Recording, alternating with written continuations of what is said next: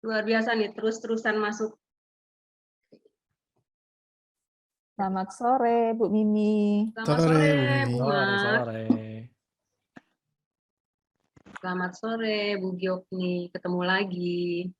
Selamat sore, saban hari sudah ketemu dengan Iya. tumpukan tugas. Oke.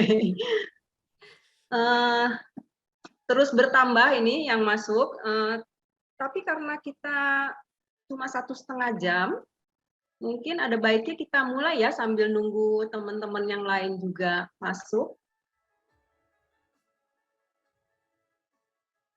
Ya. Oke. So, selamat sore, Bapak Ibu semua, luar biasa hari ini. Tadi saya lihat sekilas ada yang dari Taiwan juga, luar biasa ya. Nggak tahu jam berapa kan di Taiwan jam segini nih? Siang, sore, malam? Oke.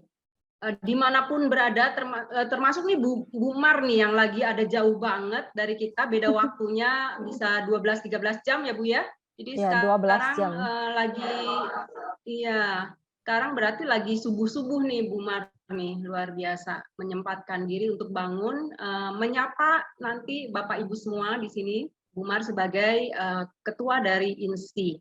Baik, tanpa berpanjang-panjang, saya akan memperkenalkan di sesi sore hari ini kita bicara mengenai actualizing yourself through learning, ya, mengaktualisasikan diri melalui pembelajaran. Nah, ada dua fasilitator pembicara pada sore hari ini. Yang pertama adalah Coach Irfan Irawanji. Hai. Beliau adalah seorang NS trainer dan juga meta coach, dan stream yang cukup hits untuk dari beliau adalah tentang happiness ya coach, walaupun juga membawakan materi-materi mengenai neurosemantik. So untuk Bapak Ibu yang mau memperdalam bagaimana mengakses dan membentuk kebahagiaan, silakan nanti bisa berhubungan dengan Coach Irfan. Dan yang kedua adalah coach yang sangat muda buat saya. Beliau adalah Pak Reo. Gitu Halo ya. semuanya. Namanya panjang, saya nggak hafal. Ya, pastinya Bapak Ibu udah kenal dengan beliau yang satu ini, seorang NS trainer dan juga meta coach. Tapi jangan salah, beliau itu banyak juga nih, seorang adventurer katanya, seorang gamer, juga trainer, author juga, dan creator. Jadi dengan usia yang semuda ini sudah banyak ya role-nya. Jadi kesempatan yang baik sekali di sore hari ini untuk kita mendengarkan dari dua narasumber yang berbobot ini ya tentang belajar. So silakan, saya akan mempersilakan Bu Mar untuk sharing Bu, membuka dan menyapa Bapak Ibu semua di sore hari ini tentang INSI. Silakan Bu Mar. Oke, baik. Terima kasih Bu Mimi. Selamat sore Bapak Ibu semua. Salam sehat, sejahtera buat semuanya. Halo Bapak Ibu. Apakah Halo, kedengaran? Coach. Iya. Jelas, Sip. Coach. Baik, terima kasih.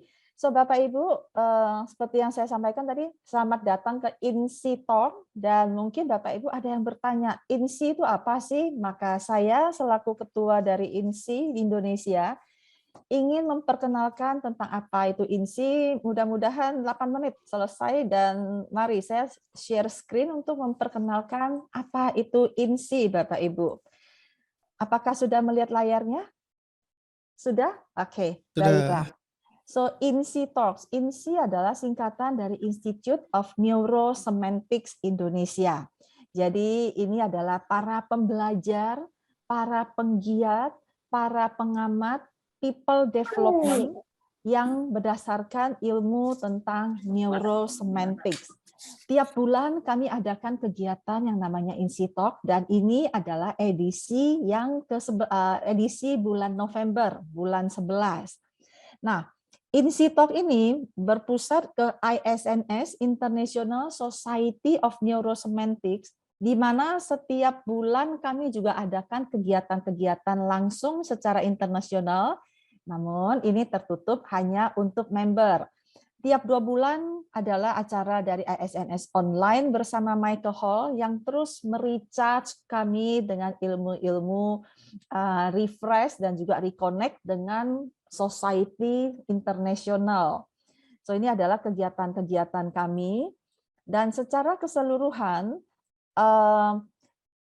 ISNS sendiri saat ini memiliki 12 orang dalam leadership team dari 12 negara, di mana presiden director dari kami semua adalah David Murphy dari Meksiko, dan juga ada 14 institute dengan cukup banyak NS trainer, 500 NS trainer, practitioner ada 10 ribuan, pakai karena kan terus bertambah ya, dan 3 ribuan master practitioner. Juga kami ada presiden direktur untuk para meta coach-nya, yaitu Sean Dwyer dari Australia, di mana saat ini sudah ada 5 ribuan member. Jadi Bapak Ibu lihat bahwa Bapak Ibu sedang bergabung bukan hanya community of Indonesia, tapi kami sendiri juga merupakan bagian dari community internasional. Nah, Bapak Ibu, untuk Indonesia sendiri, kami juga sering mengadakan acara seperti Insi Talk yang setiap bulan kita adakan, yaitu pada hari Minggu, jam 4 sampai jam 5 sore, ini berbagai acara. Dan saat ini di Indonesia telah bergabung 18 NS Trainer, jadi termasuk Irfan dan juga Reo, dan ada 112 Meta Coach. Saat ini saya adalah direkturnya untuk INSI, dan juga Irfan adalah direktur untuk MCF Indonesia, Bapak Ibu. Nah, ini gambaran-gambaran kegiatan kami. Jadi supaya Bapak Ibu kalau ingin ikut pastikan setiap bulan ada. Ya, untuk Make Cafe sendiri setiap bulan tiap hari Rabu jam 7 malam, Bapak Ibu. Jadi kami belajar terus nih, recharge, connect juga dengan community, terus belajar. Sebulan jadinya 2 kali, Bapak Ibu. Nah, Institute of Neurosemantic, ini gambar-gambar trainernya. Kalau Bapak Ibu ingin tahu, coba cari ada foto Irfan dan Rio nggak ya di dalam ya. Nah, so adalah trainer-trainernya di Indonesia. Lalu ada ya, ini yang paling depan lagi ini Rio-nya. Langsung tampak. Lalu kemudian kami juga ada MCF, yaitu berkumpulnya para Meta Coach Foundation, ya nama asosiasi kami. Dan setiap bulan ada pertemuan Meta Coach Cafe, di mana setiap bulan hari Rabu minggu kedua, Bapak Ibu. Nah ini foto-fotonya ini awal-awalnya dulu masih benar-beneran di cafe, namun semenjak offline maka kami jadinya semenjak online maka jadi online semua seperti ini, Bapak Ibu. Nah, lalu kemudian kami ingin memperkenalkan tentang neurosemantik seperti yang Bapak Ibu lihat bahwa kami punya komunitas dan Bapak Ibu sedang bergabung dengan komunitas Indonesia, di mana visi kami adalah kalau Ibu Bapak lihat di sini adalah saya merah-merahkan bagaimana kita create inspiring meaning dan integrate into our performance. Lengkapnya Bapak Ibu baca to make explicit the process. So benar-benar kita bagaimana memaknai, membangun makna-makna yang menginspirasi dan kemudian integrasikan dalam performance kita. Kadang kita punya kegiatan, tapi kita lakukan aja kegiatan tanpa punya makna. Nah, sekarang di neurosemantik justru bagaimana kita memberi makna dan kemudian mengimplementasikannya makna tersebut. Untuk lebih jelas nanti tanya aja pembicaranya ya, 2 orang ini. Lalu misi kami adalah to eliminate the knowing doing gap that prevents the full experience. Kita sering banyak tahu, tapi kita tidak lakukan, Bapak Ibu. So, misi dari neurosemantics itu sendiri adalah bagaimana menerjemahkan apa yang kita tahu menjadi perilaku kita.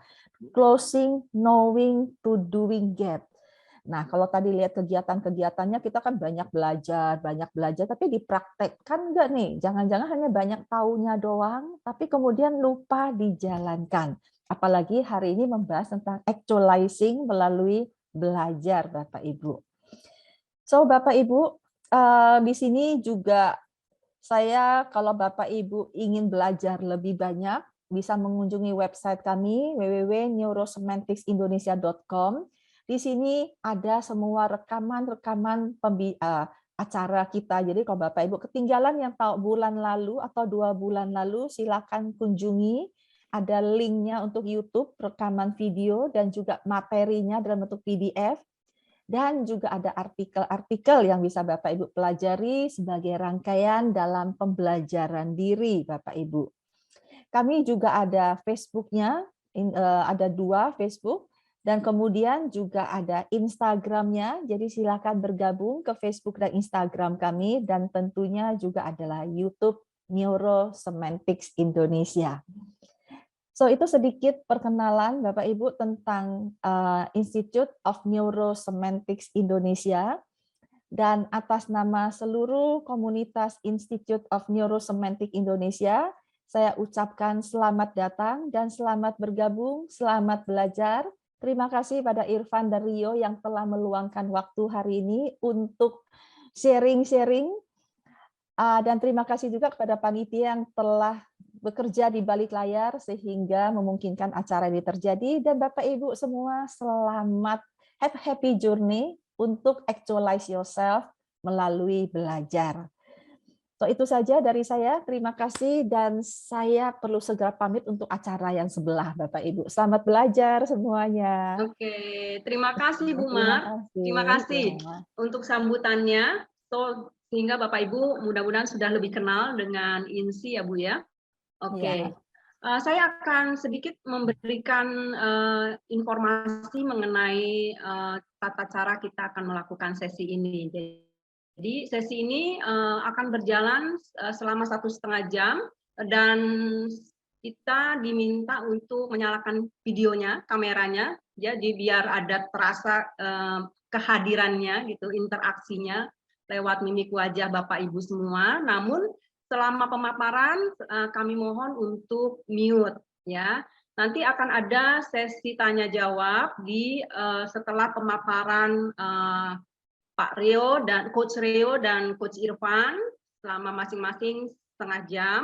Akan ada sesi tanya jawab selama 15 menit ya.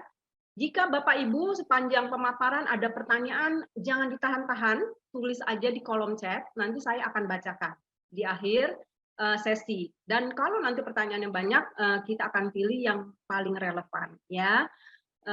Oke. Dan sesi ini kita rekam sehingga nanti ketika Bapak Ibu ingin menonton lagi gitu ya, ini akan kita upload di YouTube dan ini linknya juga akan ada di websitenya kita Neurosemantics Indonesia ya. Kemudian apalagi ya. Nah, akan ada foto bersama di akhir sesi. Jadi jangan pergi dulu, kita sampai selesai.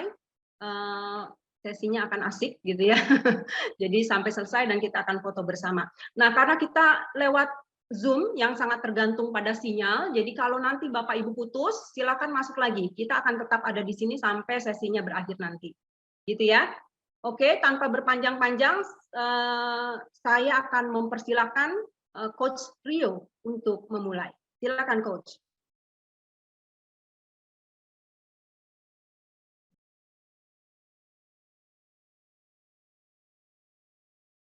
Masih mute?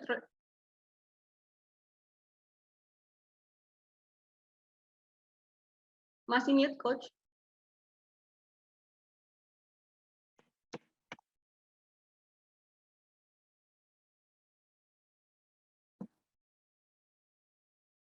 Kelok ya? Ini sebentar. Saya sudah Oke, tes 1, 2, 3. Oke, great. Udah masuk ya? Sip, thank you. Jadi makasih Bu Mar dan Kak Mimi sudah bantu untuk tadi openingnya luar biasa sekali. Dan teman-teman sekarang hari ini saya mau sharing-sharing sedikit pengalaman saya tentang belajar ya, karena saya cukup dekat dengan belajar dan senang sekali hari ini bisa berbagi buat teman-teman semua. Bukan karena saya lebih tahu, tapi karena saya mungkin jalaninnya juga udah agak panjang dan memang banyak proses yang saya pelajarin buat nyampe di titik sekarang gitu ya. Dan ketika diajak sharing kan, Rio bawain ya sama Coach Irfan, wah seneng banget.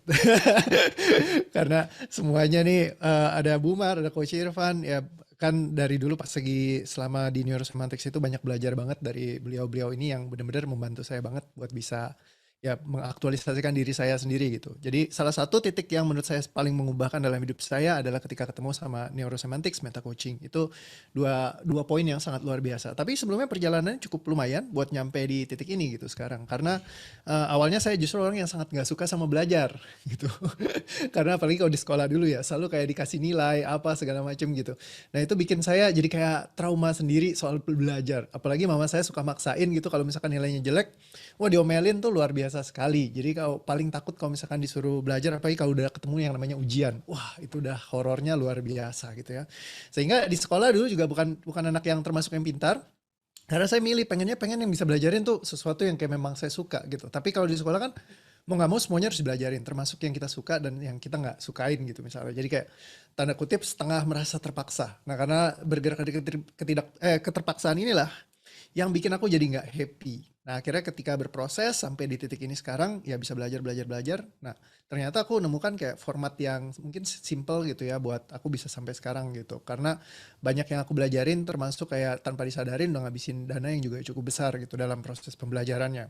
Dan mungkin ada juga kayak do and don'ts-nya yang nanti aku akan sharing juga. Nah jadi kayak gitu ya. Jadi mungkin itu starts-nya. Dan kalau misalkan ada interaksi di sini kayaknya lebih seru lagi. Jadi kalau misalnya ada teman-teman bisa kirim chat juga, tapi langsung private ke saya aja, biar nggak langsung kayak tubrak-tabrakan di depan gitu ya.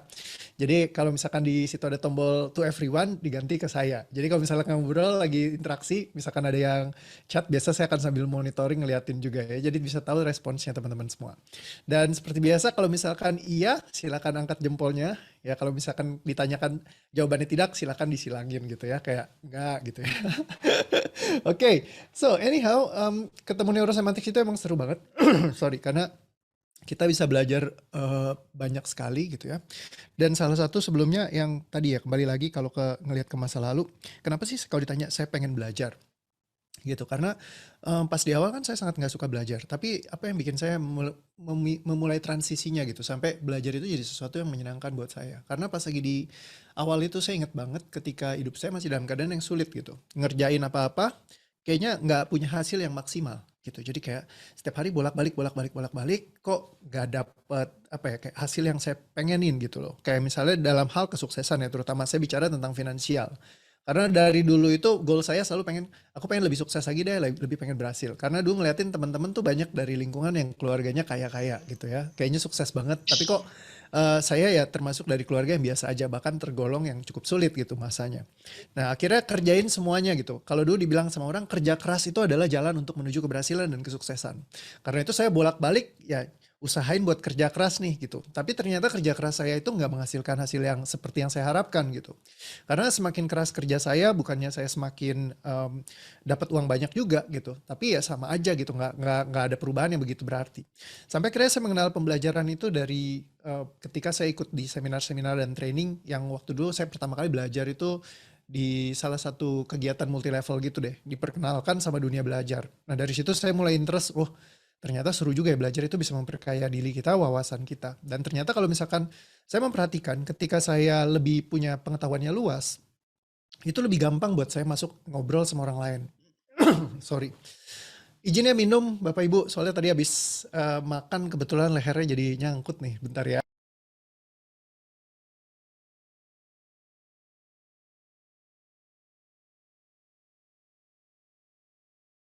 Termute sebentar. Mute.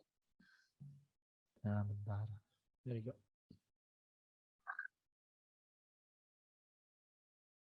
Bu Mimi boleh minta tolong Oke, jadikan tes. Ya mungkin dijadiin aku co-host. Jadi kalau aku mau mute lebih gampang.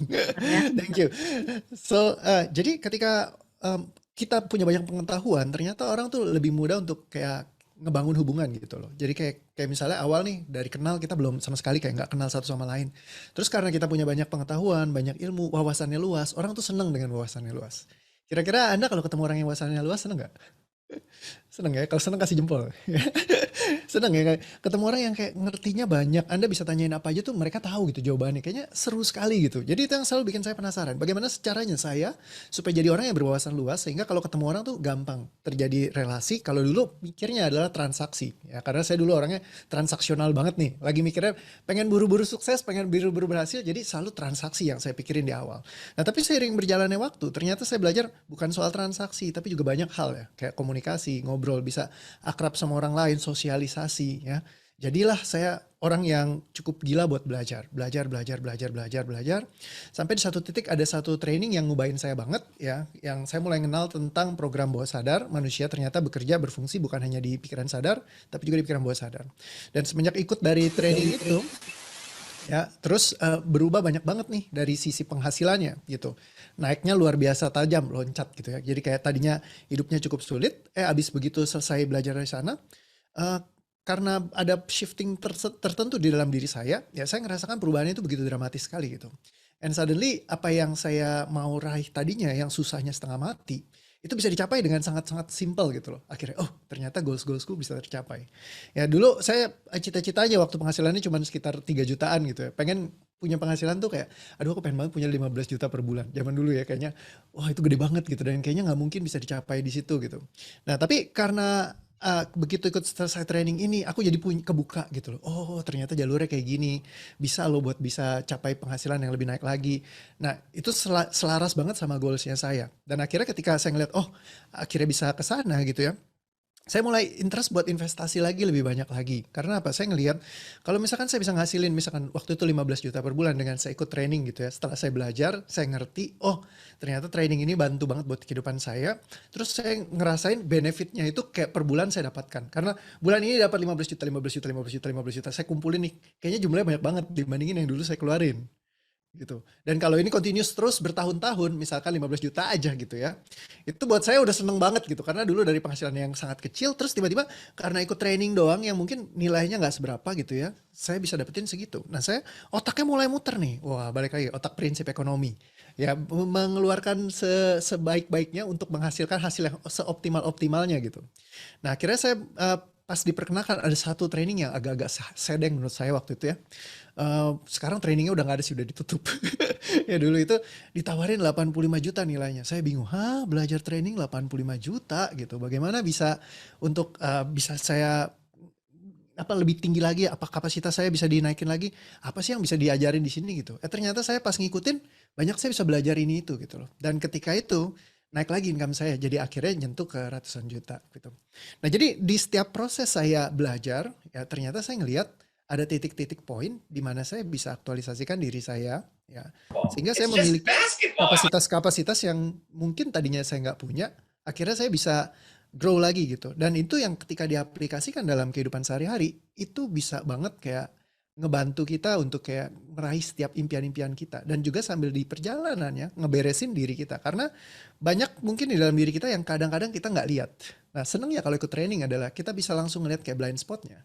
Alias titik buta yang kita mungkin nggak bisa lihat gitu ya. Jadi kalau misalkan datang terus kita belajar. Ternyata aku seperti itu ya. Ya, tapi selama ini aku nggak pernah tahu loh bahwa aku bermasalah di situ gitu.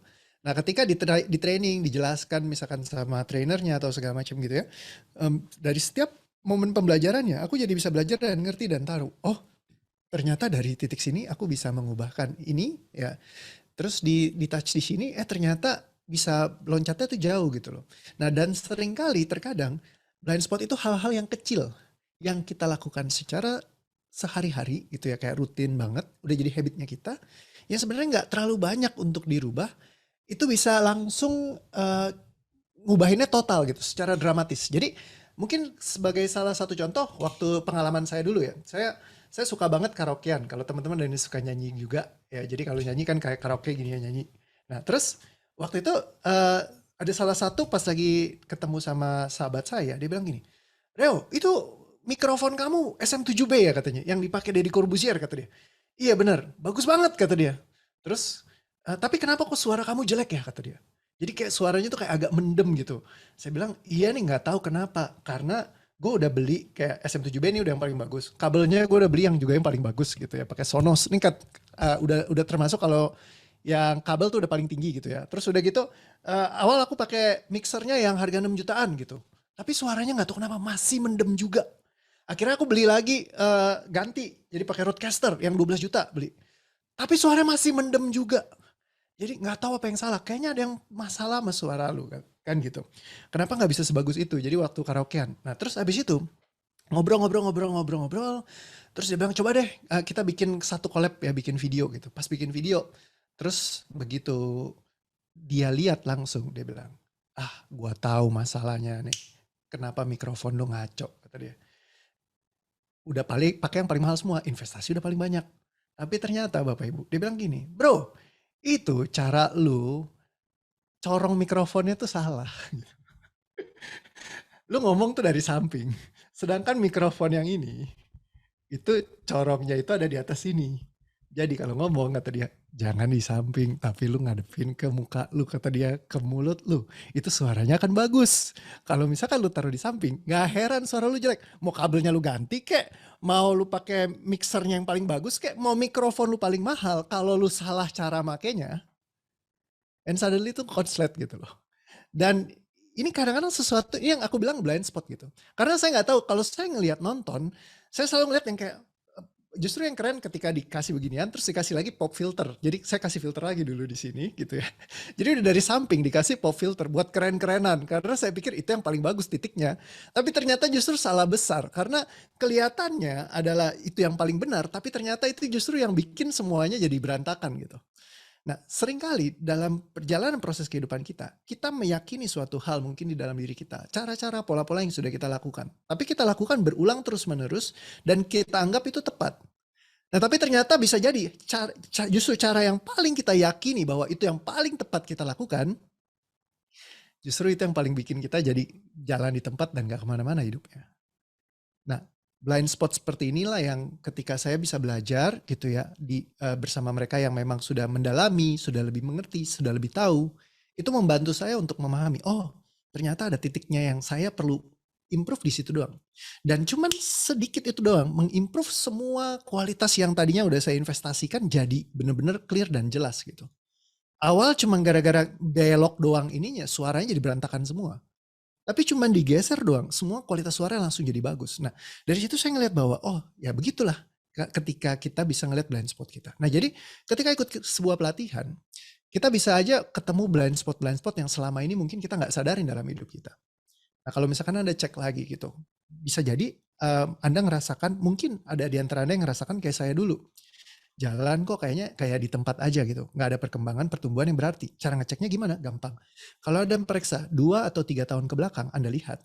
Hidup Anda mungkin di posisi yang sama. Sedangkan Anda dari dulu udah ngeset dreams Anda, impian Anda. Cita-cita saya, impian saya pengen ke sana. Tapi Anda cek 2-3 tahun ke belakang, ternyata sama aja datar gitu. Nggak banyak perubahan. Nah itu berarti udah waktunya tuh kita ngecek tuh.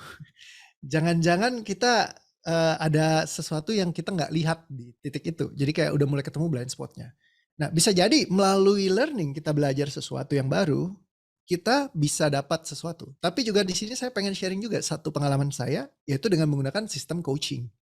Ya, atau ngecek ke dalam diri kita. Karena di sini kan kita di NST juga sama Meta Coach itu sama-sama hasil buah pikiran dari L. Michael Hall yang luar biasa dahsyat menurut saya. Dan ketika ketemu seorang coach, itu bisa ngebantu ngelihat lebih presisi lagi bahkan. Ya, kalau saya ketemu dulu sama Pak Irfanji itu setiap minggu kita coaching terus gitu ya. Jadi rutin untuk ngecariin apa sih problematik yang ada di dalam diriku yang bikin aku nggak maksimal. Terus kalau ditanya, masa udah coach, udah trainer, masih di coach, masih di trainer, masih di trainingin? Iya, betul banget. Kenapa? Kalau selama impian Anda besar, ya Anda perlu untuk di coaching terus. Dan semua orang-orang hebat di luar sana, mereka adalah pembelajar-pembelajar yang selalu memiliki coachnya sendiri. Jadi ketika mereka ada coachnya sendiri, mereka akan bisa melihat titik-titik yang dibantu untuk melihat titik-titik yang tidak terlihat sama mereka, yang justru menghambat mereka untuk menjadi berhasil gitu loh. Nah seringkali kadang-kadang kita ngeliatnya jawabannya ada di luar, tapi seringkali juga ternyata permasalahannya bukan di luar saja, tapi di dalamnya yang kita perlu beresin. Jadi dua sisi, kenapa kita nggak lihat both? Satu, dari sisi training kita belajar sesuatu, biar kita lebih ngerti, lebih paham lagi apa yang jadi persoalan dalam diri kita. Tapi ketika kita udah bicara tentang gap antara tadi yang Ibu Mar sempat bilang, antara melakukan dengan mengetahui. Orang tahu gitu, oh gue tahu, tapi gue nggak lakukan gitu. Ya aku tahu yang itu yang harusnya aku lakukan, tapi masih kehambat juga. Nah berarti jawabannya mungkin kita perlu beresin dalam diri kita dulu. Setelah itu baru pengetahuannya, informasinya itu kita serap lebih banyak lagi. Nah itu akan membantu kita untuk naik ke level yang lebih dahsyat lagi. Dan keilmuan dari neurosemantik sendiri itu sangat luas teman-teman, karena banyak banget cara-cara belajar yang saya nggak dapetin di tempat lain, yang akhirnya saya bisa belajarin di sini gitu. Karena begitu sistematis sekali, detail, ya. Terus langkah-langkahnya seperti apa? Pernah gak belajar dengar kalimat belajar caranya kita belajar? Coba deh kalau misalkan ditelaah dikit, belajar caranya kita untuk belajar. Nah, jadi kadang-kadang kita kalau misalkan mau belajar sesuatu, kita kan nggak tahu nih caranya gimana sih buat belajar sesuatu dengan mudah ya. Jadi kalau misalkan kita mau belajar, kita punya cara belajarnya buat supaya kita bisa akuisisi segala sesuatu dengan lebih mudah. Itu segala sesuatu jadi gampang banget. Saya salah satu fans sama Pak Tung Desem Waringin. Saya banyak belajar sama beliau juga, ikutin training-trainingnya. Beliau mengatakan katanya, seni yang paling asik di dunia yang bisa bikin hidup kita berubah, tahu gak apa kata dia? Ayo coba jawab kalau misalkan teman-teman tahu, silakan dituliskan di chat roomnya. Kalau seni apa yang akan bisa mengubahkan kehidupan Anda? Kalau misalkan menurut Anda seni apa? Ada yang bilang seni cari uang, ada yang bilang seni misalkan untuk hidup bahagia, ada yang seni untuk berkeluarga. Apa kira-kira menurut Anda ya seni dalam kehidupan yang kalau misalkan Anda bisa miliki ya, itu bisa untuk membantu kehidupan Anda untuk maju lebih dahsyat lagi. Ada yang bilang seni belajar, seni mengubahkan diri sendiri, ya seni belajar. Ada yang bilang explore diri sendiri. Nah, jadi kalau menurut beliau ya, kalau dari Pak Tung Desem bilang adalah yang Kak Devi bilang, oh ini udah sering nonton kayaknya ikutan sama saya trainingan barengan nonton Pak Tung ya, adalah seni mencontek Bapak Ibu. Iya, jadi kalau misalnya kita bisa nyontek ya sebenarnya belajar itu salah satunya ya. Jadi ketika kita bisa mencontek sesuatu, itu adalah salah satu ilmu yang penting. Kenapa? Karena Anda bisa nyerap apa aja. Ya, jadi kalau misalkan kayak saya dulu ngelihat film silat ya, kalau mungkin di sini ada yang suka film silat juga kayak saya. Ya, saya paling senang tuh film-film silat zaman dulu. Jagoannya itu adalah mereka yang paling banyak belajarnya biasanya aku lihat.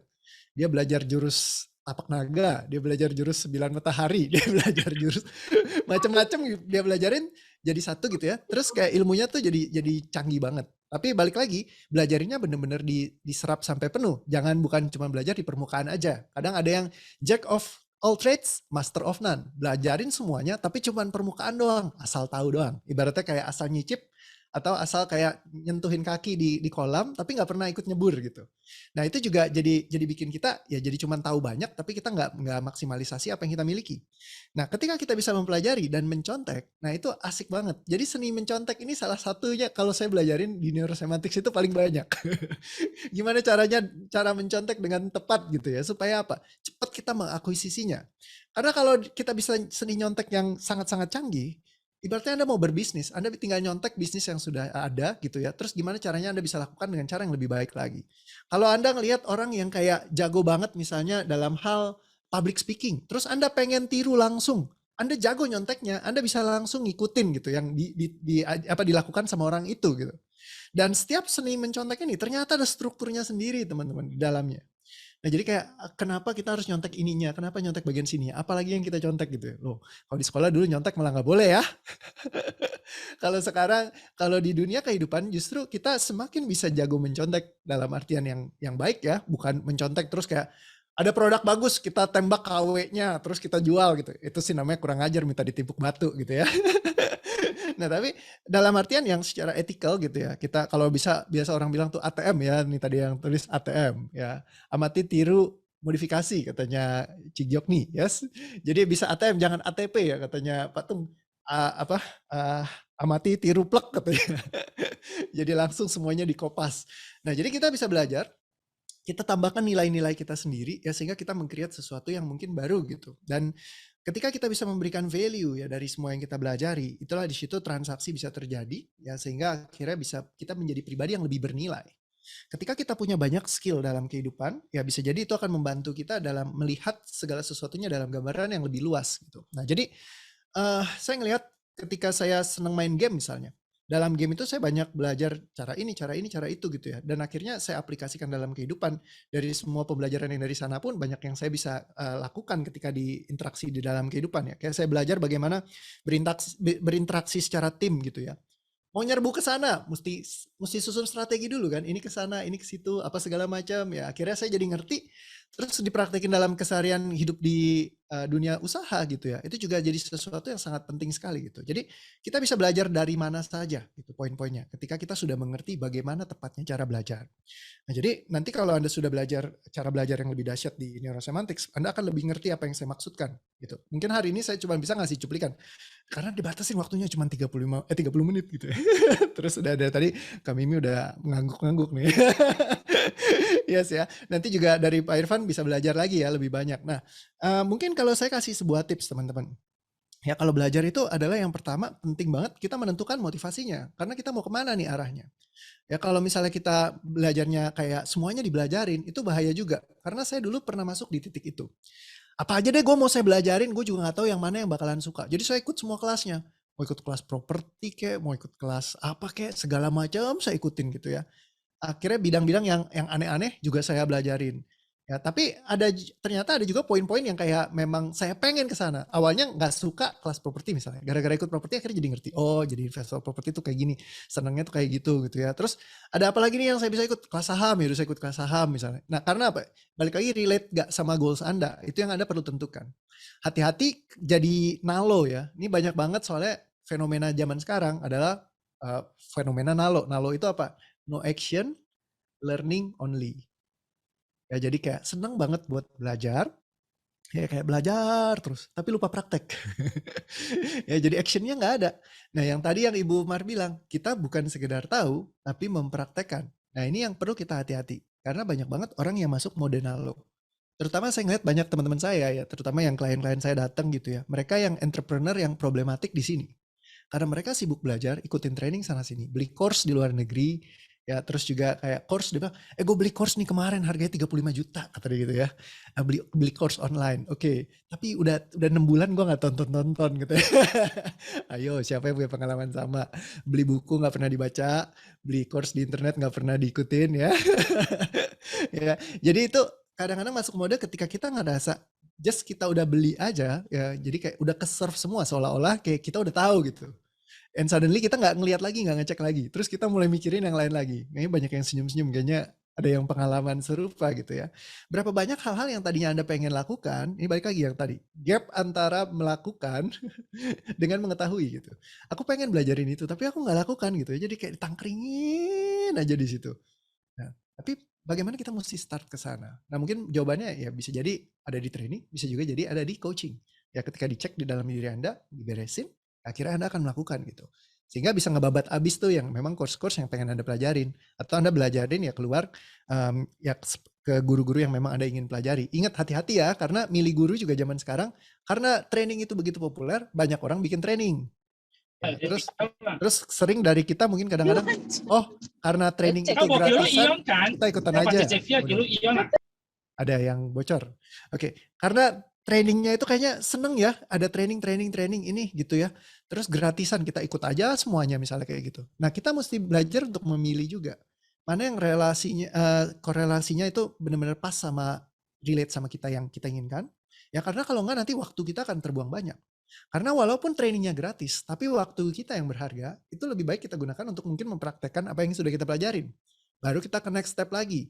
Karena kalau ya ada level-levelnya tertentu yang memang kita bisa belajarin dari setiap training. Nah jadi ini penting ya teman-teman buat Anda cek gitu ya secara menyeluruh. Ngomong-ngomong aku masih ada sisa berapa menit ya? Oke, udah habis ya. Oke, sip. Karena baru ngeliat lagi, jangan-jangan waktuku udah habis. Oke, sip. Nah kurang lebih mungkin itu teman-teman, saran saya jangan nunggu lengkap karena nggak pernah lengkap ilmunya. Ya banyak banget orang yang kayak selalu, aku pengen tunggu lengkap dulu deh, komplit dulu, baru nanti aku akan praktek gitu. Tapi nggak pernah ada titik lengkapnya. Anda akan nyari ketika Anda belajar, Anda akan semakin kayak merasa nggak tahu, Anda akan tambah bingung. Mendingan ketika Anda sudah belajar, praktekin, sambil praktekin Anda belajar, sambil ngelakuin semuanya, itu akan lebih baik dibandingkan kalau Anda belajar terus, tapi Anda nggak praktek. Hati-hati jadi di situ. Ya sehingga ya doa saya dengan Anda belajar, aktualisasi diri Anda bisa lebih seru lagi. Sip, thank you. Sorry. Ya, Nggak terima jawab. kasih Coach Terima Rio. kasih, Kak Memang Mimi. waktunya kayaknya rasanya kurang sih ya. Next time kita undang lagi Iya, ya Kak Coach Rio ya siap. untuk sharing lagi. Oke, tanpa membuang waktu, mari silakan Coach Irfan menyambung apa yang disampaikan oleh Coach Rio. Yes, luar biasa sekali ya. Coach Rio ini atau Bro Rio ini kalau saya panggil adalah contoh pembelajar yang luar biasa. Bahkan menghabiskan uang nggak main-main untuk belajar. Dan itulah kenapa dia bisa sukses. Itulah Thank kenapa you. dia bisa punya pencapaian yang dia dapatkan sampai saat ini. Karena bagi setiap kita itu belajar adalah sebuah insting. Pernah nggak ngelihat seorang anak manusia yang baru lahir langsung bisa lari? Atau yang langsung tahu, gue mau makan apa ya? Gue kayaknya kalau makan steak enak nih, kalau makan bakmi enak nih. Nggak ada. Setiap dari kita yang lahir, kita pasti mulai dengan tidak tahu. Setiap kita yang lahir pasti dimulai dari kanvas kosong. Pernah dengar kita lahir ini dari kanvas kosong. Kanvas kosong artinya apa? Kita itu nggak punya kemampuan apa-apa ketika lahir. Beda sama anak gajah misalnya. Anak gajah begitu lahir, dia langsung tahu cara berdiri, dia langsung tahu makannya ya itu. Dia langsung bisa mencari tempat aman, dia langsung tahu dia minumnya gimana. Sedangkan kita yang lahir manusia tuh nggak bisa. Setiap dari kita perlu belajar untuk bisa menjadi siapa kita sekarang. Nah pertanyaannya adalah, sudahkah kita tahu caranya belajar yang tadi Bro Rio bilang? Jangan-jangan selama ini kita cuma nalo, belajarnya belum tentu benar pula. Belajarnya sesuatu yang kagak benar. Udahannya kita nggak tahu kenapa gue begini ya. Ya karena belajarnya nggak benar. Loh, karena insting kita untuk belajar itu sudah berada di dalam diri kita semenjak kita lahir. Insting kita belajar itu sudah ada semenjak kita lahir. Sedangkan insting itu dipakai apa enggak, kita nggak tahu. Coba ya, bayangin ya. Kita lahir nih dari kecil. Lalu selamanya kita belajar bahwa ternyata saya selama ini nggak bisa apa-apa. Kayak tadi Bro Rio bilang dia kalau sekolah nilainya nggak bagus. Sama, saya juga. Saya dulu kalau sekolah, bahkan ibu saya pernah bilang, kamu mau mama cepat mati ya, darah tinggi, kamu ulangannya jelek-jelek terus. Bahkan saya pernah dibilang sama guru matematika saya, kamu kok nggak sepintar bapakmu sih? Bapakmu itu pintar sekali, kamu kok bodoh? Akhirnya saya sadar, saya punya pembelajaran bahwa saya ini bodoh. Dan ini berlangsung lama sekali, sampai saya ketemu Neurosemantics umur 35 tahun. Bayangin, 35 tahun saya menganggap diri saya itu bodoh. Perkataan yang kita terima ketika kecil itu kita pelajari. Anak-anak itu gampang sekali belajar. Anak-anak itu ketika belajar sesuatu dia akan belajar dan dia akan mempertahankannya untuk selamanya. Bayangin kalau kita belajar sesuatu yang salah ketika kita kecil. Nggak usah kita kecil deh, sekarang aja kita belajar sesuatu yang salah. Ketika kita belajar sesuatu yang salah, lalu kita bawa, dan akhirnya kita nggak mendapatkan hasil yang tadi Bro Rio bilang. Jangan-jangan selama ini saya belajarnya salah. Dan selama 35 tahun pembelajaran itu stay sama saya sehingga hidup saya begitu-begitu aja. Sampai saya belajar bukan hanya caranya belajar, tapi juga untuk melepas pelajaran. Jangan-jangan selama ini kita punya pembelajaran yang udah nggak berguna, yang nggak bisa dipakai, yang selama ini kita pakai bahkan nggak konsisten, lalu kita nggak bisa mencapai hasil kita, karena kita bisa jadi belajar hal yang salah. Sehingga pelajaran yang utama yang saya pelajari adalah bagaimana caranya melepaskan pembelajaran yang nggak berguna. Termasuk dari guru yang bilang kita ini bodoh. Kamu ini nggak cocok kerja marketing. Kamu ini cocoknya kerja akuntansi. Kamu ini nggak cocok kalau jadi pembicara depan umum. Kamu siapa berani-beraninya trainingin orang? Jangan-jangan pelajaran-pelajaran itu yang mengerdilkan kita. Jangan-jangan selama ini hidup kita begini karena kita belajar sesuatu yang salah. Sesuatu yang sebenarnya malah nggak membuat kita jadi lebih baik. Nah, sehingga itulah kenapa ketika kita belajar, bukan hanya belajar pelajarannya, tapi melepaskan pembelajaran yang tidak berguna akan membantu kita untuk relearn. Belajar kembali. Mempelajari sesuatu yang memang berguna. Kalau yang tadi Bro Rio bilang, dia punya banyak impian, dia punya banyak goal, makanya dia belajar sesuai dengan korelasinya dia. Apa yang dia inginkan. Sama pula dengan kita. Pertama-tama kalau kita mau belajar, tahu dulu saya mau belajar apa. Apa yang mau saya pelajari? Kalau saya sudah tahu saya mau belajar apa, maka pelajaran kita tuh nggak jadinya sia-sia. Kita nggak serta-merta langsung belajar, kita nggak serta-merta langsung ngambil pembelajaran yang sifatnya itu buang waktu. Karena bukan hanya belajar, nantinya juga kita kan perlu melakukannya. Nah, sedangkan pengalaman belajar kita, Bahkan dari kata belajar, kita punya arti tersendiri. Apa arti kata belajar buat setiap kita di sini coba? Apakah belajar itu punya arti, aduh yang gue inget coach, waktu gue belajar itu, waktu gue dulu SMP ya, gue belajar tuh pelajaran PMP dulu. Atau belajar tata negara, atau belajar kimia. Nggak pernah masuk gue, otak gue kayaknya nggak bisa nginget-nginget yang begituan deh. Toh sekarang kalau kita belajar itu juga, sekarang emang dipakai. Ada kan di sini masih inget pasal 33 ayat 1? Ada. Kayaknya enggak kan? Apakah arti yang kita berikan terhadap belajar ini sesuatu yang tidak memberdayakan kita? Apakah bahkan kita punya sebuah hubungan yang tidak baik dengan sesuatu yang namanya belajar? Coach, gua kalau belajar itu nggak pernah masuk gua, otak gua tuh nggak bisa. Gua udah tua, gua nggak akan bisa belajar, otak gua udah nggak mampu. Siapa bilang? Orang yang umur 90-an tahun aja, otaknya itu masih berkembang. Otaknya masih bisa menyimpan pembelajaran. Jadi belajar ketika kita berikan arti yang tidak memberdayakan, ini akan menghalangi kita untuk melakukan apa yang disebut menjadi orang yang lebih baik. Karena pada intinya ketika kita belajar, kita sedang menumbuhkan kapasitas kita untuk jadi lebih baik. Kapasitas untuk apa? Untuk tahu lebih banyak, untuk merasakan lebih baik, melakukan lebih banyak. Karena pada nantinya cara belajar neurosemantik juga akan menggabungkan action. Jadi nggak akan nalo-nalo lagi kayak tadi. Kalau kebanyakan nalo kan nanti kita ngomong ya nalo, nggak bisa begitu. Karena kalau kita sudah berani bilang saya mau belajar, saya mau jadi orang yang lebih baik, maka itu sudah menjadi tanggung jawab kita untuk belajar. Kenapa? Karena sejatinya setiap insting manusia adalah untuk belajar. Ulang ya, sejatinya setiap manusia, kita semua perlu belajar karena insting kita memang untuk belajar. Kita belajar dari mana? Belajar dari orang tua. Kita melihat mereka, meniru mereka, mencontek mereka. Kita belajar dari guru-guru kita. Kita belajar dari buku. Kita belajar dari pengalaman. Dan bahkan kita belajar dari kegagalan. Karena kita punya kemampuan untuk belajar. Sehingga kalau saya mengalami sesuatu dalam hidup saya bebas untuk mempelajari apapun yang saya inginkan dari kejadian itu. Dan itu adalah fungsi kita sebagai manusia yang punya pikiran. Pikiran kita itu luar biasa. Kita itu mampu memberikan sebuah arti terhadap sebuah kejadian. Dan arti yang kita berikan itu, itulah hidup yang kita hidupi. Jadi kalau saya punya kegagalan, lalu saya mengartikan, matilah saya dengan kegagalan ini. Maka hidup saya pasti akan depresi. Tapi kalau saya gagal di dalam hidup saya, lalu saya pelajari kegagalan saya dan saya tahu apa yang membuat saya gagal dan bagaimana saya tidak seperti itu lagi, maka kita sudah naik satu level, kita sudah naik satu tingkat, kita bisa belajar dari kegagalan kita supaya kita tidak mengalami hal yang sama. Dan kalaupun saya mengalami hal yang sama, saya tetap percaya pada diri saya bahwa saya bisa belajar dari kegagalan itu lagi.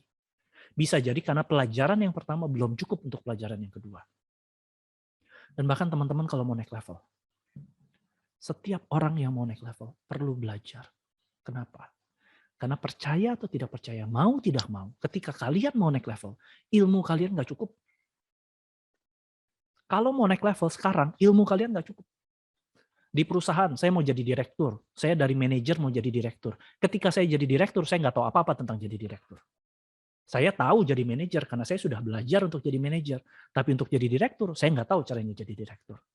Buat teman-teman yang usaha sendiri, yang usahanya adalah mengerjakan dengan daya upaya sendiri. Ketika memulai usaha, pasti nggak tahu caranya. Tapi kalian belajar kan dari orang-orang di sekitar. Belajar utamanya dari mana? Dari customer. Dari orang-orang di sekitar kita. Kalau kita berada di dalam lingkungan di mana kita perlu menjual, kita belajar dari customer. Customer nolak, oh ternyata kalau saya melakukan seperti ini, saya nggak bisa. Itu nggak baik buat dia. Bagaimana saya bisa? Kita belajar.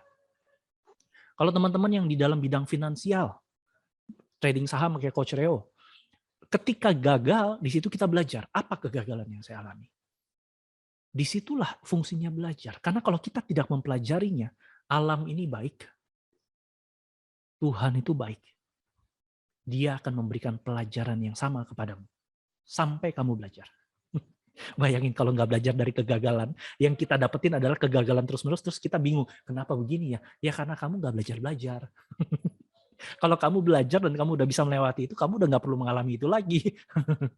Sehingga bagaimana kita menjadi seorang manusia yang lebih baik, punya daya upaya lebih baik, bisa jadi lebih sukses, ya dengan belajar. Itu pentingnya belajar. Namun yang menghalangi pertama-tama adalah arti dari belajar ini. Pastikan arti ini sudah baik dan memberdayakan. Kalau saya sudah punya arti yang baik dan memberdayakan tentang belajar, maka apapun yang saya lakukan, saya bisa melakukannya dengan satu pemikiran bahwa saya mau belajar. Nah, saya akan membagikan bagaimana caranya belajar di dalam neurosemantics. Ini yang tadi Coach Rio bilang ya, pengen tahu nggak caranya? Ya, yang pengen tahu, jempolnya diangkat jempolnya. Oke, siap ya? Kita cari tahu nih, bagaimana kita bisa belajar. Siapa di sini yang sudah punya anak? Yang punya anak? Ada yang punya anak? Ya, oke. So, ada yang katakan ya. Anaknya ada yang gede, ada yang kecil. Yang masih punya anak di bawah 5 tahun ada? Yang di bawah 5 tahun? Ada? Ada. Oke ya. Anak-anak di bawah 5 tahun.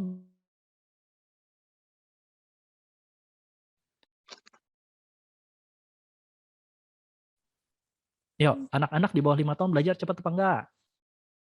Cepat kan ya? Mereka bisa belajar segala hal kan? Bahkan anak saya aja tuh waktu sebelum 5 tahun udah bisa nyanyi Blackpink, coba bayangin. Untung aja dia belum kenal Shure SM7B-nya Coach Rio. Kalau nggak dia minta dibeliin untuk nyanyi Blackpink ya. Anak-anak suka belajar. Namun kenapa anak-anak berhenti belajar? Ketika dia sudah tidak menikmati belajar. Jadi bagi kita yang mau belajar sekarang, pastikan perasaanmu ketika belajar itu dengan perasaan senang dan sukacita untuk belajar. Mulai buka wawasan kita, pemikiran kita bahwa belajar itu adalah sesuatu yang menyenangkan. Kalau misalnya nggak bisa bagaimana? Bisa jadi kalian punya trauma terhadap yang namanya belajar. Oleh karena itu, ganti artinya. Apakah arti yang selama ini saya berikan terhadap belajar itu memberdayakan saya apa enggak? Kalau enggak ya ganti, jangan dipakai. Dan arti apa yang bisa saya berikan terhadap belajar supaya saya bisa belajar dengan sebuah perasaan dengan senang sukacita. Pasti banyak deh yang nanya ke Coach Rio. Coach Rio, gimana sih caranya saya bisa sukses sepertimu? Orang cuma lihat suksesnya aja. Nggak ada yang lihat dia belajar. Nggak ada yang perhatikan dia belajar. Kalau dia nggak senang belajar di dalam pekerjaannya, dia pasti dia nggak akan sesukses ini. Kalau kita nggak punya perasaan senang dan sukacita belajar, maka belajar menjadi sesuatu yang, aduh menjadikan sekali. Kenapa gue perlu belajar? Aduh lebih baik sakitnya sakit melahirkan daripada belajar. Iya, percuma kan? Jangan-jangan kita nggak punya perasaan yang baik ketika kita belajar.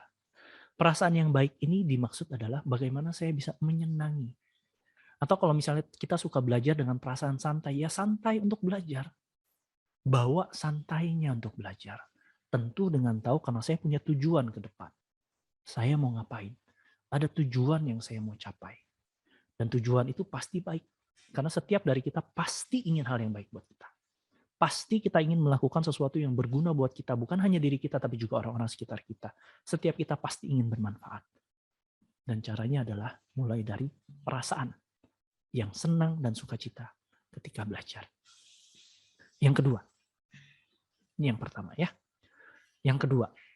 Sudahkah kita pakai pikiran kita untuk belajar?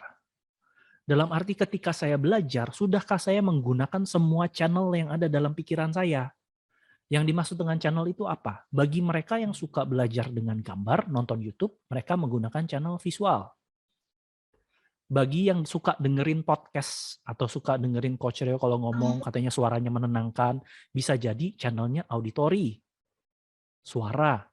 Atau bagi yang suka dengan gerakan, perlu kalau belajar perlu jalan kiri kanan, perlu nulis, perlu bikin mind map, perlu bisa coret-coret, perlu dibikin rangkuman. Jangan-jangan channel belajarnya adalah kinestetik. Pakai perasaan.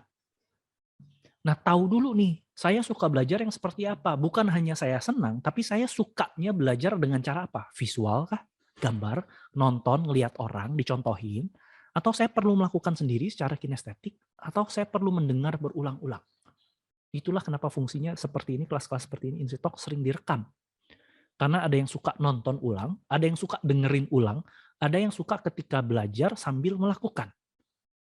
Tahu dulu channel belajar kita yang mana. Kalau visual, pakai mata, jangan dengerin.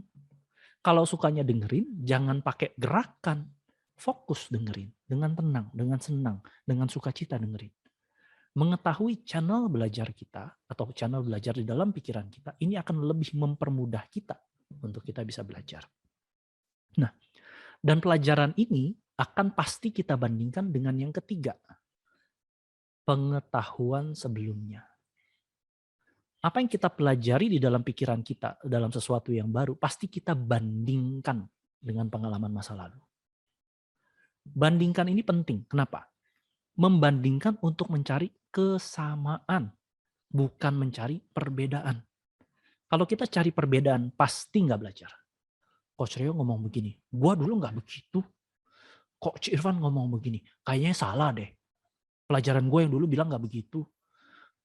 Ada yang bilang, kamu bisa sukses, kamu pasti bisa. Tapi pengalaman gue dulu, gue selalu gagal, nggak mungkin gue sukses. Kalau udah ditutup seperti itu, nggak mungkin belajar. Maka perbandingan kepada pengetahuan masa lalu itu kita perlu menyamakan untuk apa? Memperkuat pelajarannya supaya mempermudah kita untuk melakukan. Apa yang perlu kita lakukan untuk mencapai tujuan kita? Itu tahap ketiga. Lalu ketika saya sudah bisa pikirkan, saya menyamakan dengan apa yang sudah ada di dalam pikiran saya dengan pengalaman masa lalu. Yang keempat adalah kita perlu belajar menyimpulkan.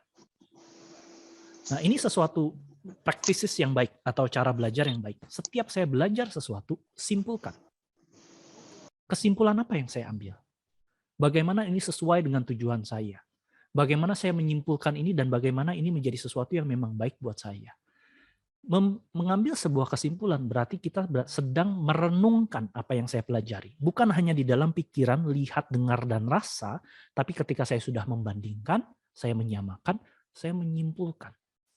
Kesimpulan itu akan memperkuat pelajaran. Kesimpulan itu akan membantu kita memanggil pelajaran itu dengan lebih cepat, dengan lebih baik ketika kita membutuhkannya. Kesimpulan ini juga hati-hati, karena kalau saya sudah menyimpulkan salah, maka kesimpulan itulah yang akan saya pakai. Karena ketika saya menyimpulkan, ini menjadi sebuah konsep bagi hidup saya. Ini menjadi paradigma. Jadi bagi teman-teman yang masih punya paradigma, saya nggak bisa sukses, saya orangnya lemot, saya orangnya bodoh, saya orangnya bego, saya bukan orang accounting, saya bukan orang marketing. Jangan-jangan itu paradigma atau kesimpulan yang sudah kamu ambil jauh sebelum kamu mengalami hari ini. Itu yang perlu diubah. Itu yang perlu di-relearn. Perlu dilepaskan konsep-konsep seperti itu dan mempelajari konsep-konsep yang baru. Nanti kita akan pakai contoh kasus ya. Lalu yang kelima, baru di sini yang tadi Coach Rio bilang, motivasinya apa? Mengapa saya belajar? Apa niat saya belajar? Penting nggak sih belajar buat saya? Mengapa saya belajar ini? Kenapa saya mau menghabiskan waktu saya di sini dengerin isi talk 1,5 jam hanya untuk belajar? Buat apa niatnya? Niat itu cukup kuat gak? Cukup kuatkah niat dan motivasi saya untuk saya bisa mempelajari segala sesuatu yang saya pelajari untuk mencapai tujuanmu? Dengan kata lain, tujuanmu itu cukup penting gak untuk kamu supaya kamu bisa belajar? Ciptakan motivasinya. Bukan hanya motivasi dan niat, tapi jadilah orang. Punyalah identitas sebagai seorang pelajar.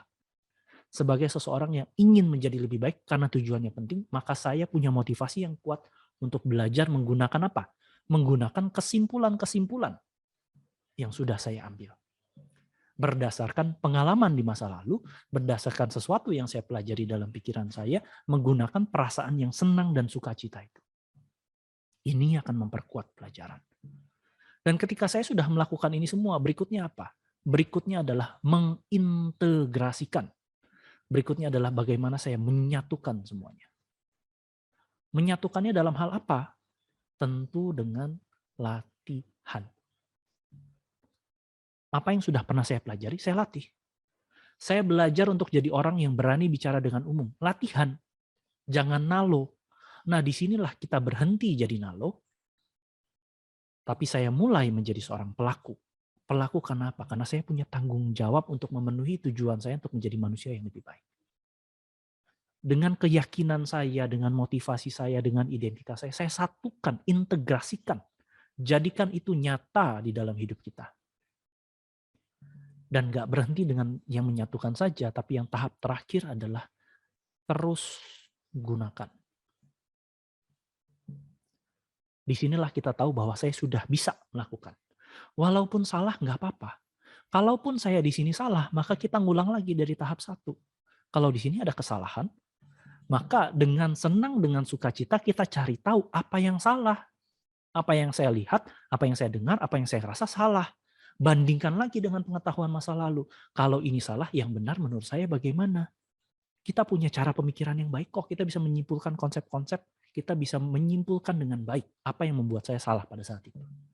Balik lagi ke motivasi dan niatnya. Kalau itu salah, motivasi saya untuk mencari yang benar, maka niat apa yang perlu saya punya? Saya perlu jadi siapa untuk belajar? Dan baru setelah itu integrasikan lagi, satukan lagi menjadi di dalam diri kita, dan akhirnya terus menggunakan. Kita ambil contoh sederhana ya. Coach Leo tadi bilang dia sudah karaoke. Saya baru mulai belajar nyanyi. Baru mulai, saya buta tempo, buta nada. Itu kesimpulan yang saya ambil selama ini. Udah buta tempo, buta nada pula. Jadi orang nyanyi di C, saya nyanyinya di, kalau nggak di C, dia nyanyi, kalau dia pakai C, saya mungkin nyanyinya di F gitu. Temponya 90, saya mungkin 100. Jadi nggak pernah sinkron gitu ya. Saya belajar. Di awal saya nggak suka sekali nyanyi, karena saya yakin kalau saya nyanyi pasti fales nih. Kalau saya nyanyi tikus pokoknya lari lah dari rumah. Nggak ada pokoknya rumah saya bersih dari tikus kalau saya nyanyi. Kalau saya nyanyi pokoknya training pasti langsung sepi.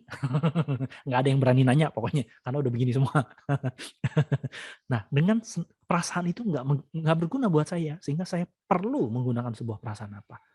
Karena anak saya sekarang lagi suka nyanyi, mau nggak mau saya perlu ikut nyanyi sama dia. Nah, perasaannya seneng tuh nyanyi sama anak. Sukacita tuh nyanyi sama anak. Bahkan anak saya sekarang mulai bikin video klip, diminta sama sekolah. Udah mulai terkenal jadi penyanyi bukan penyanyi kelas RT RW, bukan, tapi kelasnya kelas-kelas. Di kelasnya dia dikenal sebagai penyanyi. Baru kelasnya aja. Nah, jadi saya seneng tuh nyanyi sama dia. Saya seneng tuh. Nah, perasaan itu yang saya bawa. Baru mulai saya cari tahu. Karena saya orangnya berpikir, saya pakai visual. Saya mau cari tahu kalau tempo ada apa aja sih? Bagaimana sih kalau kita mau lihat tempo? Dan ternyata nggak berhasil. Karena tempo nggak bisa dilihat. Tempo perlu diapain? Perlu didengar. Selama ini saya pakai channel yang salah belajarnya. Saya menggunakan penglihatan saya. Nggak mungkin saya bisa lihat tempo. Tapi saya bisa dengar dan rasakan tempo. Dan dari situ saya baru mulai memperbaiki cara saya belajar untuk mengenali tempo. Mendengarkan tempo. Berlatih untuk mendengar. Lalu saya bandingkan dengan pemahaman saya masa lalu. Karena dulu saya pernah belajar musik, ada kelas seni musik di sekolah. Saya bandingkan, oh ternyata kalau tempo yang kedengarannya seperti ini namanya staccato. Kalau ini namanya allegro. Oh yang kalau ini namanya apa. Itu saya hubungkan. Dan dari situ saya menyimpulkan bahwa musik itu seperti matematika. Bisa kita dengarkan dan ada rumus-rumusnya. Ada paradigmanya. Ada konsepnya. Dan konsep yang saya tanamkan adalah semakin saya berlatih bernyanyi, suara saya semakin enak. Motivasinya apa? Motivasinya bukan hanya untuk belajar bernyanyi dengan anak, tapi ketika saya bisa menggunakan suara saya dengan baik, ketika training pun saya bisa menggunakan suara saya dengan baik. Jangan sampai saya jadi trainer, tapi ketika saya trainingin orang-orang, suaranya cempreng. Halo, apa kabar semuanya? Mari kita belajar hari ini. Kita akan belajar seperti ini. Kan pasti nggak enak ya dengerinnya ya. Semua juga capek kan. Tapi kalau saya bisa melatih suara saya untuk menggunakan suara saya dengan lebih baik, maka saya bisa melayani semua yang belajar sama saya dengan suara saya yang enak. Dan bahkan mulai mempermainkan tempo.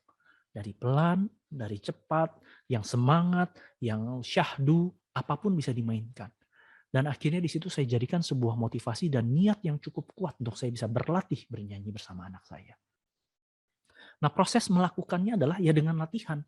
Nggak mungkin saya langsung disuruh nyanyi lagunya BTS atau nyanyi lagunya Blackpink. Lawong Korea aja saya nggak ngerti gitu. Ya cari lagu yang saya ngerti lah. Ya lagu-lagunya zaman-zaman 80-an, 90-an gitu ya masih paham lah ya. Tapi lagu-lagu zaman-zaman dulu yang lagu-lagu yang saya tahu semua lagunya syahdu lagi. Bahkan anak saya kalau ngomong, Dedi mah lagunya sedih semua. Ya taunya lagunya itu doang. Tapi saya suka nyanyinya. Oh, ya udah nyanyi aja. Dan itu dilatih. Mulai dia lakukan. Mulai saya satukan dengan diri saya, membiasakan diri saya dengan tempo. Dan itu yang saya terus latihan. Setiap kali saya ada fals, saya terus belajar lagi. Saya ingat-ingat lagi kenapa saya belajar nyanyi. Kenapa saya perlu melakukannya. Dan itu akan membantu saya untuk menyatukan. Bukan hanya saya tahu, tapi saya bisa melakukannya. Nah, ini cara belajar dalam neurosemantics. Ini adalah bagaimana kita diajarkan secara terstruktur untuk bisa belajar. Walaupun ini simple, tapi dayanya, daya juangmu, dayamu untuk mengerti, dayamu untuk bisa memahami, itu semua kamu sudah punya. Ini simple. Pertanyaannya tinggal mau dilakukan apa enggak. Karena pelajaran yang perlu dipelajari utamanya di dalam hidup kita. Ketika kita kecil, kita belajar tentang dunia. Kita belajar tentang, oh makan tuh ini. Oh jam tuh ini. Uang tuh ini.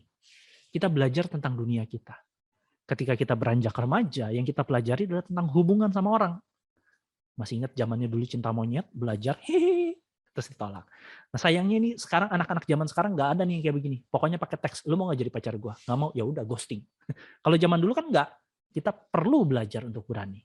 Kita perlu belajar untuk melakukan. Jadi ketika remaja, yang kita pelajari adalah cara berhubungan sama orang. Ngobrol, kenalan, main sama orang, punya hubungan dengan lawan jenis, paham cara bicara, mana boleh, mana enggak.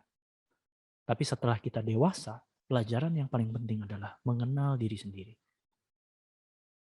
Mengenal siapa kita. Mengenal apa yang kamu mau di dalam caramu belajar supaya kamu jadi pribadi yang lebih baik. Nah, cara belajar ini bisa kita pakai. Pertama, tentukan dulu tujuanmu apa. Mau belajar apa di dalam hidupmu supaya kamu jadi seorang yang lebih baik.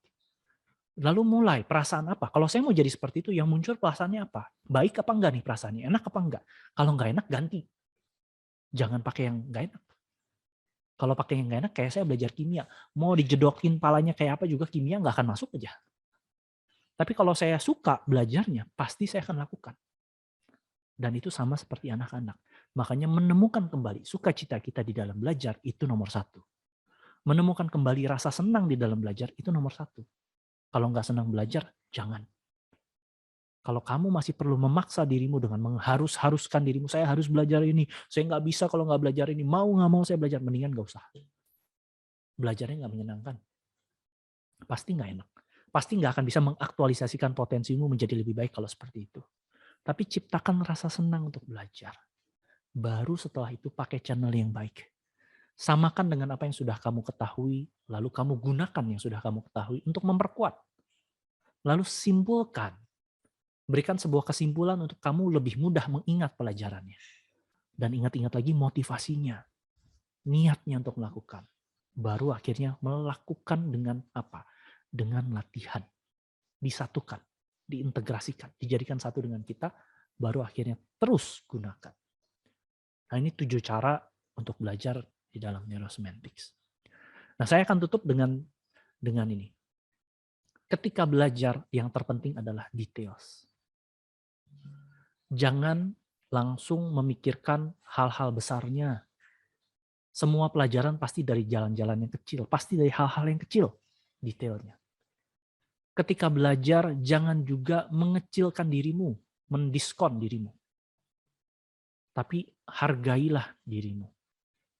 Mendiskon ini nggak akan membuatmu jadi bisa belajar. Tapi mulailah hargai dirimu sebagai seorang yang suka belajar.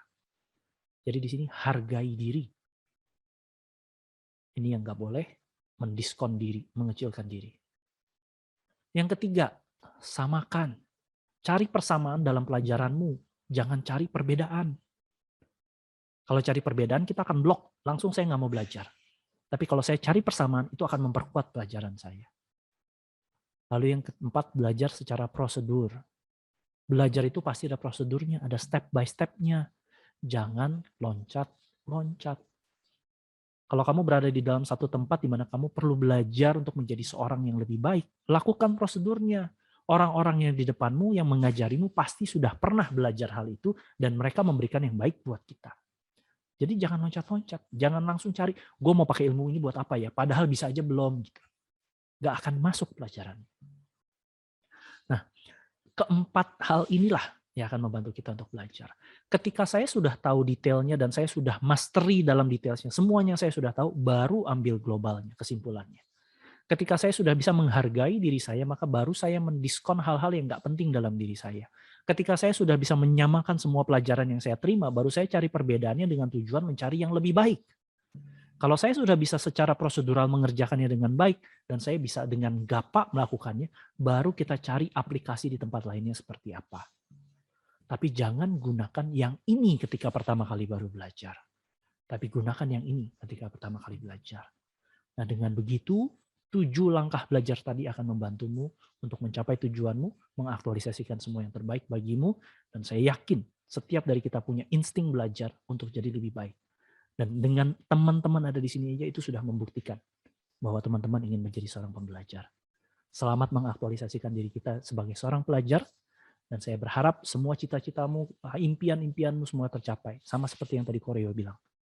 Apapun yang kamu inginkan, kamu bisa capai asal kamu melayakkan dan memantaskan diri untuk mendapatkannya selama kamu masih mau belajar dalam dirimu sendiri.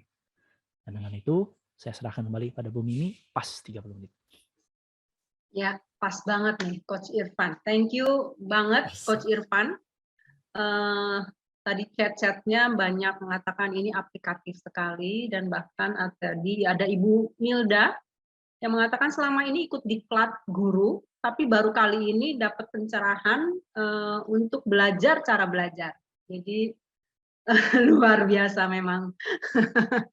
Nah, sudah ada beberapa pertanyaan yang saya catat. Nanti saya juga akan memberi kesempatan kepada Bapak Ibu untuk bertanya secara langsung ya, biar itulah untungnya ikut di dalam sesi ini, bisa bertanya langsung. Oke, saya akan pilih satu pertanyaan. Yang pertama, silakan dijawab, mungkin Coach Reo. Apakah pendekatan neurosemantik ada korelasinya dengan teknik CBT? CBT ini Cognitive Behavioral Therapy kah maksudnya? Karena saya nggak mendalami CBT, mungkin Bro Irfan apa ada detail kesananya? Ya. Sebenarnya sih memang kita ada saya nggak secara spesifik ke sana, walaupun saya tahu dan juga ada fondasi dari neurosemantics juga yang ngebahas tentang CBT waktu di NSTT, tapi mungkin Pak Irfan lebih banyak detailnya. Nah, neurosemantics itu gabungan antara CBT, Cognitive Behavior Therapy, Rational Emotive Therapy, RET, lalu ada juga di situ Self-Actualization Psychology-nya Maslow dan Carl Rogers, dan juga ada hubungannya dengan Positive Psychology. So, gabungan dari semua. Oke. Thank you, Coach Irfan. Pertanyaan selanjutnya adalah dari Ibu Tusirah. Belajar untuk proses mengerti yang tadinya belum mengerti. Apakah seperti itu, Coach? Maksudnya apa tuh? Boleh diulang pertanyaannya? Belajar adalah proses mengerti dari tadinya belum mengerti. Oh iya, inilah menariknya ketika belajar ya. Yang kita mengerti saja, jangan-jangan kita nggak mengerti. Seberapa banyak kita menganggap saya sudah ngerti, padahal saya nggak ngerti apa-apa. Itu tadi kenapa Coach Reo bilang kita butuh orang dari luar ngeliat kepada kita, blind spot kita yang mana. Dan sejatinya sebenarnya kita nggak pernah bisa memahami sepenuhnya kok. Dulu pernah ada jokes begini nih. Jokesnya gini ya. Ketika kita lahir, kita belajar. Ilmu kita segini nih. Wah, belajar SD, SMP, SMA gitu ya, belajar nih. Lalu akhirnya kuliah dong. Kuliah mulai penjurusan kan, ilmu kita makin besar lagi. Nggak cukup mau jadi S2, belajar. S2. Terus akhirnya spesialis. Jadi spesialis nih. Akhirnya kita spesialis. Wah, keren dah pokoknya di satu sisi ini kita belajar sampai benar-benar memahami. Tapi sadar nggak bahwa pengetahuan itu cuma segini nih besarnya itu. Sehingga dari dunia pendidikan, walaupun kamu belajar sampai S3, kamu itu cuma jerawat di dalam ilmu pembelajaran. Kita nggak pernah bisa berhenti belajar. Kenapa jerawat ya Coach ya diambilnya? Saking kecilnya gitu ya. Oke. Iya, karena ilmu itu luas sekali. Jadi kalau kamu bahkan tanya Coach Reo, dia juga pasti banyak yang dia nggak ngerti. Sama seperti saya juga banyak nggak saya ngerti.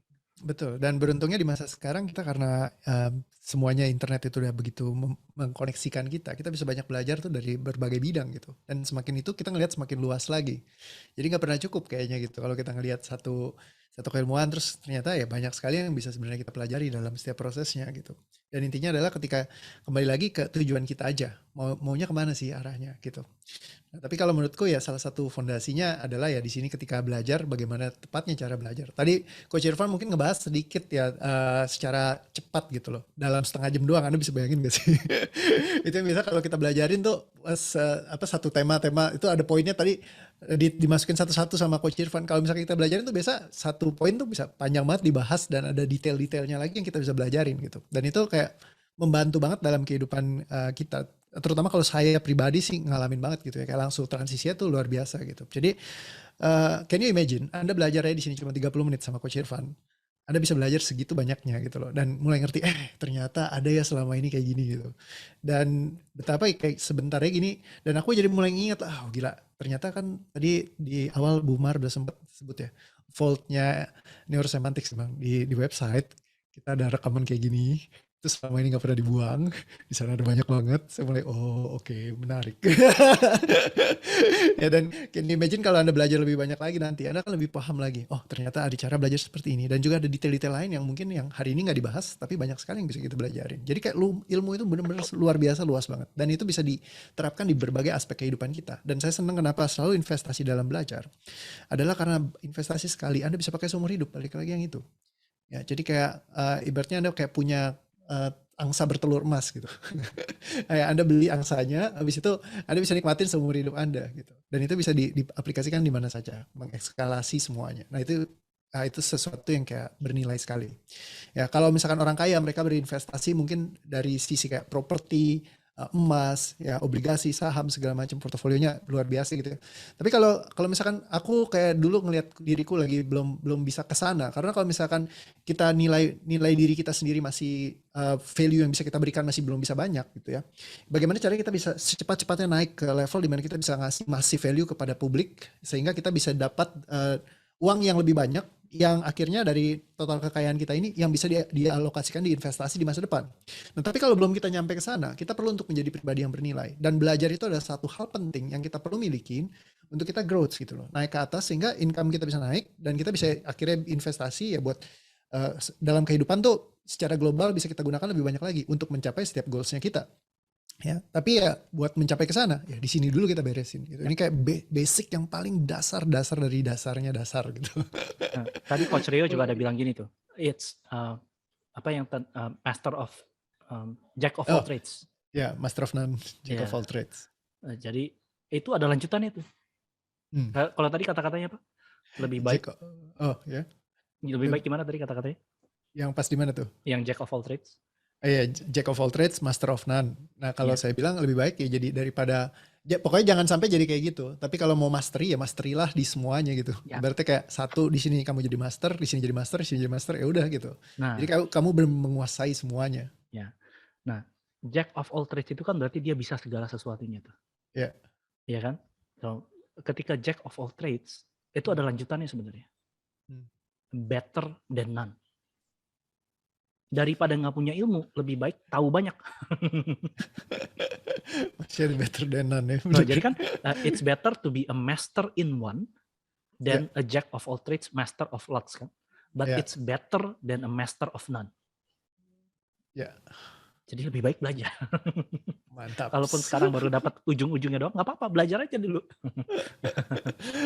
Oke. Nah, saya mau kasih kesempatan untuk Bapak Ibu nih yang mau bertanya langsung. Adakah? Oh ya, silakan. Silakan raise hand. Ini lucu juga ada yang nulis. Bener dok, saya juga interest banget. Kita jadi dokter bro. Itu kayaknya dokter Lagawa deh ya. Oh iya dokter Lagawa kayaknya. Begitu. Adakah? Ya. Kalau nggak ada saya lanjutin deh. Ada satu pertanyaan dari peserta yaitu dari Ibu Devi ya. Kebanyakan kok ibu-ibu ya dari tadi yang bertanya. Bapak-bapak gimana nih? Fansnya Kokoreo soalnya ibu-ibu semua.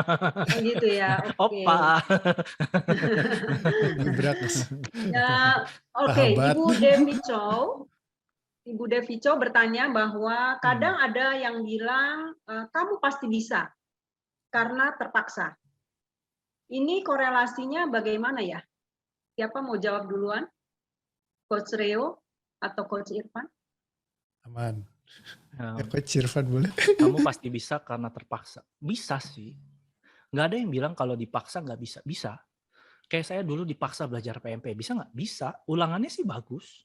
Ya 6 lah. Nggak merah. Bagus kan. Buat saya bagus itu nggak merah. Karena kalau merah udah bahaya. Bisa nggak? Bisa. Tapi beda ketika saya belajar ekonomi. Kalau saya belajar ekonomi, nggak disuruh belajar pun saya belajar. Karena saya suka.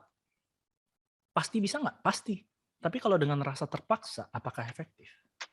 Bayangin deh anak-anak betapa tersiksanya anak-anak belajar ketika mereka terpaksa belajar. Lebih baik menemukan apa yang mereka suka pelajari dan berikan mereka cara untuk belajar yang mereka sukai. Jadi bukan berarti nggak bisa, bisa. Tapi di dalam perjalanannya menikmati apa enggak? Kalau enggak, kualitas hidupmu adalah kualitas perasaanmu saat itu. Kalau kamu saat itu nggak menikmati dan kamu melakukannya dengan perasaan sebel, kesel, ya kualitasmu di dalam perjalanan itu ya sebel dan kesel aja. Jadi korelasinya di situ. Daripada dengan terpaksa, lebih baik menemukan bagaimana saya menciptakan kesenangan di dalam keterpaksaan ini. Kayak contohnya, anak saya nih sekarang lagi nggak suka belajar matematika. Dia nggak suka belajar matematika. Anak saya yang kecil lagi belajar hitung-hitungan uang. Dia belum tahu aja fungsinya uang kan. Begitu saya tahu, uang ini bisa kamu buat beli mainan loh. Belajarnya cepet banget dia. Padahal di awalnya dulu disuruh belajar, ini apa sih, ini gimana sih hitungnya? Nggak bisa, karena dia nggak menikmati, dia belum tahu fungsinya apa. Tapi ini kamu mau beli mainan Natal kan? Ini kalau kamu udah bisa, nanti dia dikasih uangnya, kamu cari tahu kembaliannya berapa. Dan kita main. Bagaimana caranya anak-anak belajar? Anak-anak itu main. Sehingga anggap aja, kayak Bro Rio tuh punya buku tentang jadi gamers. Gamers itu main, kenapa gamers itu bisa belajar? Karena mainnya kencang. Jadikan itu sebagai sebuah permainan. Bukan jadikan sebagai sebuah paksaan. Ya, Awesome. Oke, Coach Reo udah mau nambahin? Well, udah sangat lengkap banget dijelaskan sama Coach Irfan.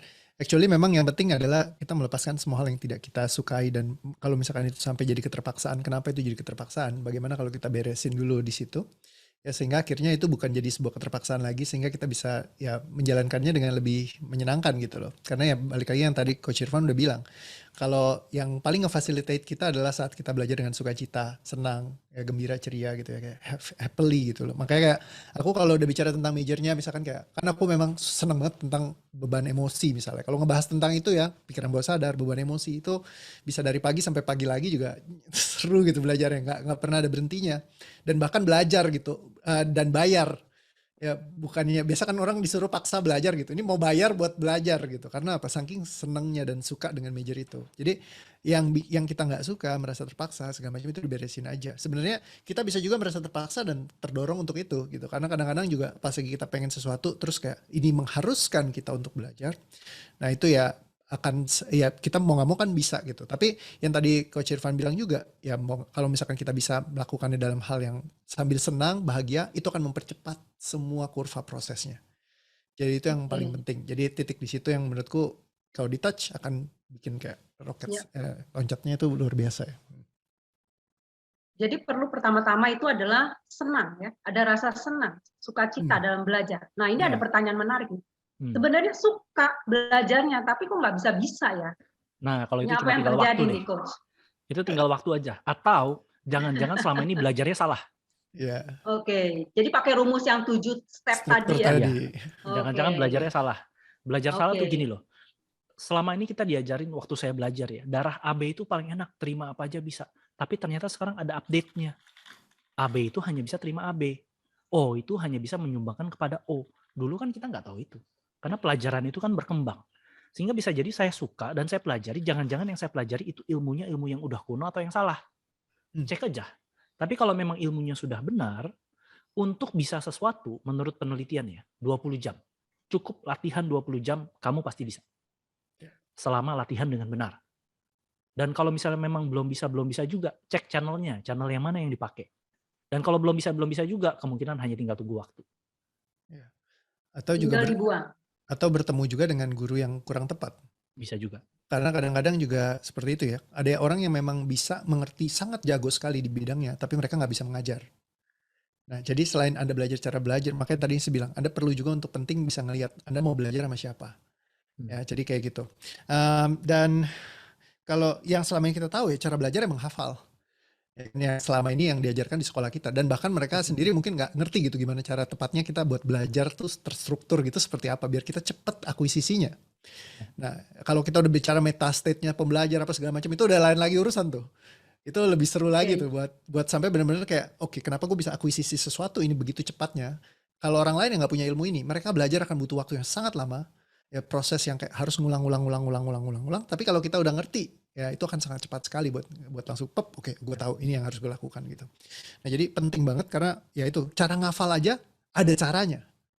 Kalau Anda nggak pernah belajar cara ngafal, mungkin hafalan Anda akan terbatas. Ya, tapi kalau misalkan Anda ngerti cara ngafal, strateginya gimana, tekniknya gimana, itu akan ngelompatin lagi ke level yang ya berikutnya lah yang Anda inginkan gitu ya. Jadi semua ada caranya sebenarnya. Dan beruntung di masa sekarang tadi semua internet sudah terbuka, kita bisa belajar dari mana aja dan ilmu tuh jadi benar-benar kayak lengkap banget gitu. Apalagi setelah saya kenal Enes, wah belajar banyak banget di sini. Iya. Thank you. Betul banget. Karena anak-anak Jadi zaman sekarang itu mau belajar profesional hafal apapun. ya. Iya. Karena ngafal sekarang tinggal googling ya. Tinggal googling, betul. Iya. Betul banget. Dengan sekarang ini semuanya ada ya. Tinggal googling aja, tinggal maunya aja ya. Kita mau nggak untuk belajar karena sumber dayanya tersedia. Nah, ini udah ada 2 orang yang raise hand. Ibu Ugi tadi yang pertama ya. Silakan Bu Ugi. Aku unmute dulu ya, bisa unmute. Silakan. Ya. Oke. Oh ya, udah kedengeran suaranya? Sudah. Silakan Bu. Ya. Terima kasih kesempatannya. Saya mau tanya sama Coach Irfan ya. Sebenarnya pertanyaan klasik ya Coach ya. Saya guru gitu kan.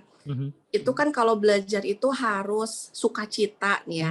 Nah, gimana nih saya aplikasinya gitu. Saya sebagai guru itu untuk menumbuhkan sukacita anak, senangnya anak belajar mata pelajaran saya gitu. Mata pelajarannya gitu apa, aja sih. Ya, apa? Mata pelajarannya apa? Oh, saya PAI, Pendidikan Agama Islam. Oh, oke. Ya. Nah, bagaimana kita menumbuhkan rasa senang pada anak untuk belajar? Gitu, ya. Itu pertanyaannya ya.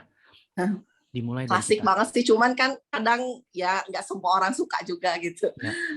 Dan jawabannya adalah dimulai dari diri sendiri. Kita senang nggak belajar? Kalau kita aja nggak senang dengan apa yang kita pelajari, maka nggak bisa. Yang kedua, ada ilmunya, namanya inducing state. Bagaimana saya menyampaikan rasa sukacita itu kepada anak dengan apa-apa? Anak-anak itu kan sukanya main. Maka ciptakan permainan. Yang tentunya kalau dirimu berada di dalam sekolah yang taat pada kurikulum, maka permainan itu bentuknya perlu di dalam kurikulum. Anak-anak itu sebelum belajar, mereka perlu tahu kenapa mereka belajar. Anak-anak nggak ngerti kok. Anak-anak cuma mengikuti aja. Ini apalagi anak-anak umur di bawah 12 tahun ya. Mereka belum tahu kenapa mereka perlu belajar. Itu kesempatan sebenarnya kita sebagai seorang guru menanamkan apa gunanya belajar. Karena jangan sampai yang tadi Koreo bilang, jangan sampai dia menjadi profesional penghafal. Kebanyakan dari kita adalah profesional penghafal dan akhirnya kita cuma bisa ngebeo. Tapi kita nggak bisa belajar. Akhirnya kita cuma membeokan apa yang kita dengar dari guru-guru kita, terus kita ngomongin lagi tanpa dipikirkan. Sehingga yang bisa dilakukan adalah menciptakan sebuah cara pembelajaran di mana orang-orang itu, anak-anak itu bisa senang belajar dengan apa? Games. Permainan. Anak-anak suka main game. Bahkan saya ngajarin anak-anak saya sekarang, anak saya yang kecil ketika belajar matematika dengan uang-uang itu, saya pakai game. Saya belikan dia uang mainan, dia jualan, dia punya kasir sendiri, boneka-bonekanya jadi pembeli, dan kita belajar di situ. Anak saya suka main perkalian, lagi belajar perkalian juga. Yang saya buat adalah game. Yuk, kita main yuk. Kalau misalnya 1 kali 1, aku punya 5 mango, kamu punya 2. Kalau ini kita gabungin, jadi berapa mango kita punya? Nanti mangonya kita bikin es krim. Dan saya siapkan es krimnya di bawah. Nah, ada 10 ya. 10 kalau kita olah jadi es krim, nih es krimnya kayak gini. So, memberikan kesenangan itu di dalam belajar. Karena belajar, apa yang kita sebut secara profesional belajar itu bukan seperti yang di sekolah-sekolah saat ini. Sekolah-sekolah saat ini bukan belajar, itu cuma ngejejelin anak dengan ilmu. Makanya dimulai dengan kita sebagai seorang guru, bagaimana menciptakan rasa senang untuk anak itu belajar. Sehingga yang terjadi bukan belajar as a system, tapi menjadi education. Education itu adalah Bahasa Latinnya educere, educare. Educare itu artinya apa? Menarik, mengait, mengambil. Bagaimana saya mengait pembelajaran dari anak itu dan anak itu bisa mengeluarkannya.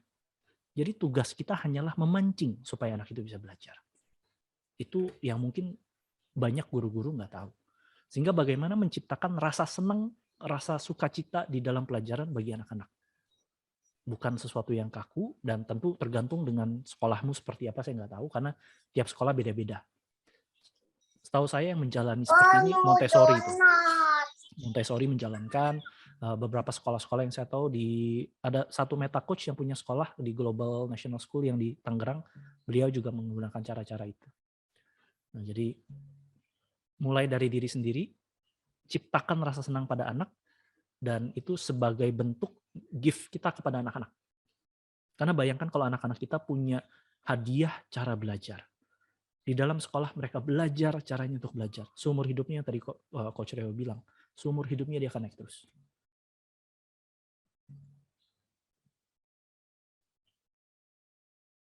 So, terima kasih penjelasannya sama-sama. Coach Irfan. Ya, sangat mudah dimengerti sekali. Ya. Oke. Bapak Ibu, ini waktunya sudah 17.30, namun ada satu Ibu Siti Jamila sudah angkat tangan dari tadi. Boleh kita kasih waktu perpanjangan ya? Silakan Bu Siti Jamila. Pertanyaan terakhir ya.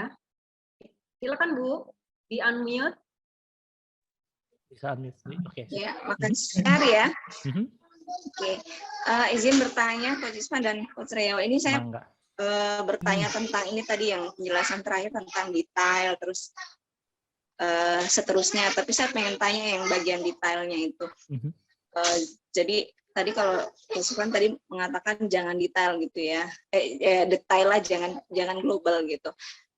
Gimana kalau misalnya ada orang yang dia harus teori dulu, jadi konsep dulu, kemudian baru detailnya. Apakah itu yang dimaksud atau seperti apa yang dimaksudkan dengan detail di sini? Mungkin barangkali bisa menjelaskan. Terima kasih, itu aja. Sama-sama, Mbak Siti. Terima kasih pertanyaannya. Nah, yang dimaksud dengan go detail adalah kalau dia orangnya memang dari teori lalu ke detail, jangan lupa ke detailnya. Karena orang yang suka teori, dia hanya akan cari teori-teori tanpa tahu detailnya. Sedangkan mastery is in the details. Menjadi seorang pembelajar sejati itu adanya di details. Coba tanya Coach Reo, dia belajar tentang emosi berapa banyak coba? Dari guru berapa banyak? Detail-detailnya, perintilan-perintilannya. Karena kurva belajar ketika kita mulai belajar, rasanya tuh saya tahu banyak. Mungkin kita bisa tahu 50% dengan cepat. Bahkan saya yakin nih setelah dengerin saya dan Reo ngomong hari ini ya, teman-teman setelah ini paling ingat hanya 20-30%. Detailnya pasti lupa. Caranya mengingat kembali gimana? Ya diulang, dipelajari lagi. Dan mendengarkan lagi, baru di situ detailnya dapat. Dan cara yang paling cepat untuk kita belajar adalah dengan mengajarkan kepada orang. Karena dengan saya mengajarkan pada orang, maka saya perlu tahu detailnya. Kalau nggak mungkin saya ngajarin orang. Kalau saya sebagai seorang pemimpin, saya mau mengajarkan sesuatu, dan saya baru belajar nih, training. Saya perlu ngajarin itu ke tim saya supaya pembelajaran saya jadi lebih baik. Nah, disitulah kita bukan hanya mengaktualisasikan diri kita sebagai seorang pembelajar, tapi mengaktualisasikan orang-orang yang mengikuti kita dan yang belajar dari kita. Jadi jangan lupa go ke detailnya. Jangan terbiasa adanya di ranah learn only. Nalo tadi. Knowledge only, no action tapi. Learning only. Hati-hati. Jadi perlu masuk ke detail. Karena detail itu yang menyebabkan kita bisa punya mastery. Dan memang pasti ada plateaunya. Banyak orang salah nganggap gini, ketika saya belajar lalu saya stuck. Itu artinya saya nggak belajar lagi. Bisa jadi ketika saya stuck itu adalah masa di mana saya sedang menyatukan dengan diri saya. Sehingga kalau saya plateau atau saya lagi stuck begitu, maka sabar dengan diri kan dia sedang menyatu. Baru dari situ dia akan naik lagi. Dan itu hanya bisa dilakukan dengan detail. Semoga itu menjawab. Doreo ada mau nambahin? Ya. Paling ketika di momen itu ya memang yang tadi mastery in the detail, dan kalau misalkan lagi ada plateaunya itu sebenarnya kita lagi waktunya mungkin mempraktekkan juga apa yang kita udah pelajarin. Nah dengan kita praktekin tuh kita jadi tahu oh titik-titik di sini nih yang kita perlu improve gitu. Karena detailnya jadi lebih kelihatan ketika kita banyak prakteknya. Nah kadang-kadang seringkali kita belajar tapi karena kurangnya prakteknya di lapangan, nah itu yang jadi sulitnya kita untuk melihat yang detail-detail yang perlu kita improve. Nah jadi banyakin prakteknya itu udah pasti udah paling akan apa ya, kayak bantu semuanya jadi escalate ke level yang lebih seru lagi. Kayak gitu. Thank you. Oke, memang praktek diperlukan supaya kita benar-benar bisa menyerap semua yang seperti dikatakan oleh Coach Irfan juga gitu ya. Dengan mempraktekkan juga kita jadi tahu ya apa yang sebenarnya ada loophole-nya di mana, kekurangannya di mana. Itulah gunanya kita mempraktekkan. Selain untuk menyerap, juga untuk mengetahui di mana kita bisa improve, di mana blind spot-nya tadi ya yang dikatakan oleh Coach Rio. Oke, terima kasih Bapak Ibu untuk antusiasmenya. Masih ada 160 peserta yang stay sampai di akhir. Dan saya akan merangkum sedikit dari apa yang disampaikan oleh Coach Rio dan juga Coach Irfan. Tadi ada beberapa poin penting yang saya catat dari Coach Rio adalah tentang menemukan blind spot. Jadi dengan belajar, kita juga bisa menemukan blind spot kita yang sebenarnya bisa jadi adalah hal-hal kecil yang ternyata menjadi kebiasaan kita selama ini yang tidak memberdayakan kita untuk mencapai tujuan. Ya. Kemudian penting juga untuk belajar caranya belajar. Jadi belajar caranya belajar. Dan bagaimana caranya belajar itu tadi dikatakan oleh Coach Irfan ada 7 step Bapak Ibu ya. Yang pertama pahami dulu tujuan Bapak Ibu untuk belajar, terus mengakses perasaan senang dan sukacita saat belajar. Jangan belajar karena terpaksa, tidak akan berhasil, gitu ya. Lalu yang kedua adalah pahami channel belajar Bapak Ibu, apakah lewat visual, auditori atau kinestetik ya. Itu cara untuk mengoptimalkan belajarnya. Kemudian yang ketiga adalah membandingkan dengan pengetahuan yang kita punya sebelumnya. Bukan untuk mencari perbedaan, tapi untuk mencari persamaannya, untuk memperkuat tadi, gitu ya. Kemudian yang keempat adalah menyimpulkan. Dengan menyimpulkan kita menyerap ilmunya dan kita membuat pemahaman kita sendiri dibahasakan, gitu ya. Oke, yang kelima adalah motivasi belajarnya. Nah, ini perlu diperkuat, gitu ya. Ini penting nggak nih tujuan saya belajar, gitu kan? Kemudian yang keenam adalah jangan lupa mengintegrasikan apa yang sudah dipelajari itu, gitu ya, dengan doing it, praktek. Dan yang ketujuh adalah lakukan terus-menerus. Nah, dengan ini dilakukan, mudah-mudahan pembelajarannya benar-benar menjadi mastery nantinya dan bisa menghasilkan seperti yang dikatakan oleh Coach Rio tadi ya.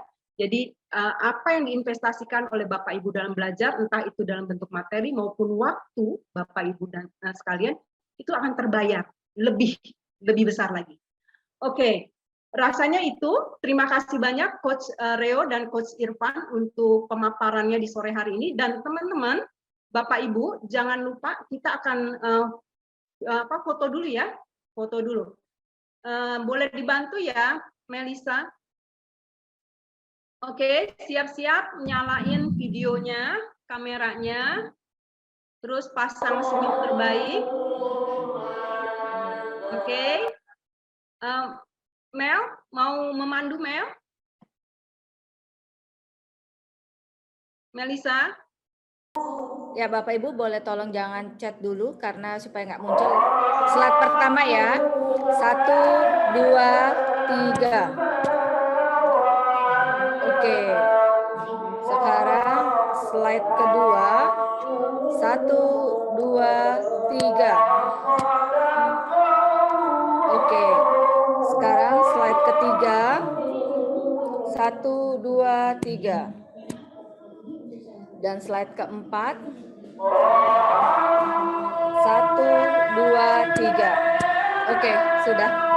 Terima kasih banyak Bapak Ibu, dan sebelum menutup, silakan Bapak Ibu bagi yang ingin menonton kembali rekamannya akan ada di YouTube channelnya kita dan juga di Neurosemantik websitenya Neurosemantik Indonesia. Dan di dalam website itu akan juga ditemukan informasi-informasi yang mungkin berguna untuk Bapak dan Ibu mengenai jadwal-jadwal pelatihan juga ada di situ dan juga ada profil-profil dari Meta Coach kita. Oke, terima kasih Bapak dan juga Ibu. Nanti semua akan Selamat sore. Materinya, Coach Ratna. Ya, materi juga akan ada di sana ya. Jadi jangan keluar dari grup yang WA itu dulu, nanti akan dibagikan di sana. Iya. Dan kita sarankan untuk Bapak Ibu yang sudah join di dalam grupnya untuk Insitalk ini, juga untuk join di WA-nya Neurosemantik dan NLP, biar dapat update-update terbaru dan bisa diskusi mengenai neurosemantik di situ. Gitu ya. Nanti linknya kita akan berikan di dalam grup. Terima Baik, kasih Bapak Ibu. semuanya. Terima kasih semua. Terima kasih, Selamat selamat menjadi sore, pembelajar. salam sehat, Terima bahagia untuk kasih. kita semua. Assalamualaikum. Terima kasih. Thank you. Terima kasih. Terima kasih. Ya.